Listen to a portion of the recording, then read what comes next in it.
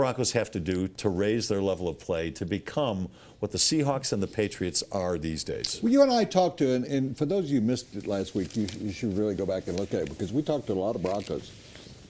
And I was told T.J. Ward actually went on our Facebook page and thanked us for having us on. We had T.J. Ward, we had Chris Harris, we had Julius Thomas, and we had a number of former Broncos who watched the team closely. People like John Lynch and Terrell Davis.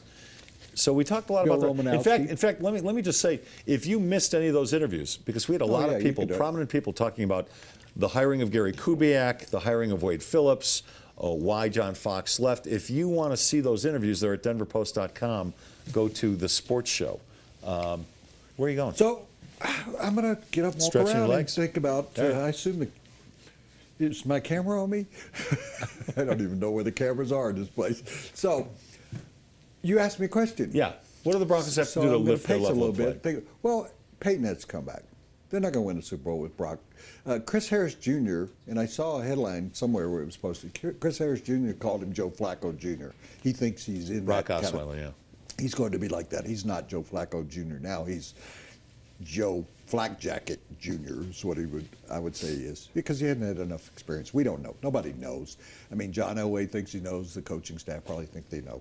I believe Peyton has to come back to give you a chance. Right. And did you say it or somebody else? Peyton will get you to the Super Bowl. He can get you to the Super Bowl. Well, the question is whether you can win a Super Bowl with Peyton Manning.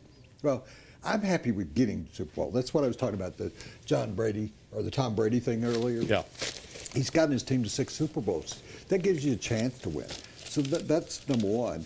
Number two, I think they're going to be a much better team. Forget about the coaching staff, because DeMarcus Ware, T.J. Ward, Aqib Talib, C.J. Anderson, a lot of these guys that were new to the team, Brandon Marshall, that were new to the team last year, now they can, we talked about leadership roles with Chris Harris Jr.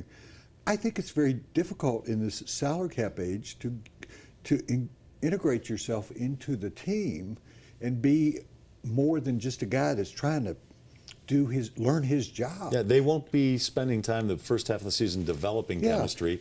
The chemistry was developed this year. So I think that's going to be an automatic that people really don't pay attention to. Here's how I'd prove the odds and call our buddies in Las Vegas and say, here's what you're not getting. C.J. Anderson's going to be the running back. He is going to be the running back. Yeah. The guy is now going to be among the class of the running backs in the league, because we saw that he's a good guy. I mean, he's a good running back. Plus, in this system, the zone blocking system, he's a great one-cut back, but he also doesn't get tackled. And Adam Gase told me this last season, that he's got those great thighs that it's hard to get a hold of him and hold him and get him down. A little like Marshawn Lynch. Yeah, he's very hard to get your arms around those things. He's full-bodied through here, and that's where they can't go high, they can't go low. C.J. Anderson, I think you're going to see a number 2 draft choice from last year emerge as a guy that's going to be the slot receiver, and Latimer. He's going to emerge in this system. That he's going to be a great target for. We only saw him briefly, and I know it pissed John Elway off. He wanted to see him on the field love him. more. They love him as a pass catcher and as a blocker, by the way. And I think they're going to be a better 3-4 team than they were 4-2. I always liked the 3-4, and I wrote on Sunday, that was the Orange Crush defense. Am I living in the past? No. I think the 3-4 is great. Wade has always coached a very good 3-4 defense. And all you got to do, and we had that from the defensive players last week, you stand DeMarcus Ware up. And you're in a 3-4. He played in a 3-4 Dallas and was a Pro Bowler, all Hall of Famer down there. Yeah. And I think it helps Von Miller.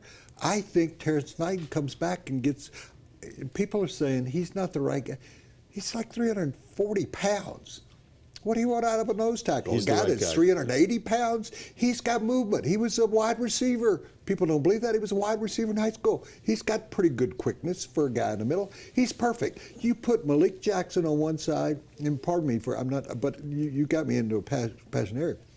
Malik Jackson on one side, you've got Terrence Knight in the middle, you got Derek Wolfe or whoever it might be, then you got 4 linebackers, and you got, DeMarcus will be the other side. It'll be Malik and DeMarcus Ware. You have Von Miller. You got Trevathan coming back. You can't figure out a way to get Marshall and Trevathan in the lineup at the same time. They will. That's what I'm talking about. 3-4 is going to be great. And as Chris Harris talked about, then you've got both. You can. And Raheem Moore's gone as far as, but I brought up, and I talked to the Houston guys the other day. There's two great safeties that are free agents. Great's not the right word. Good safeties, Kindred Lewis, and there's the other guy whose name I forgot, that are available that Kubiak must like. He put him in the starting lineup down there. You bring one of those guys in, and you put him at safety, and I think T.J. Ward's going to be one of those combination safety linebackers more and more, and you can go one-on-one on the outside. I mean, Chris Harris wants to defend against the best guy. Defense is going to be a lot better, I think, and it got really good toward the end of the season. And I think the offense is going to be better. You're going to lose Julius Thomas. You can bring in Owen Daniels from Baltimore. He fits right into that role.